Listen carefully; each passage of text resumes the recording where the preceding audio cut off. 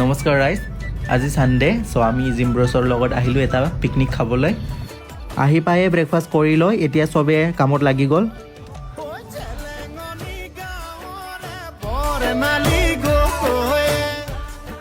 ইফালে আছে আমাৰ চিকেন 3 কেজি 11জন মানুহ আৰু গাহৰিও আছে। ইফালে মই বনাই আছোঁ গাহৰি মাংস, লাই শাকেদি বনাম।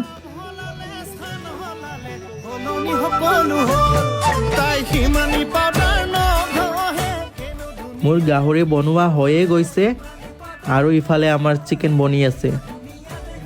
আমাৰ অভিজিতে বনোৱা চিকেন কিমান টেষ্টি লাগিছে, ৱাও।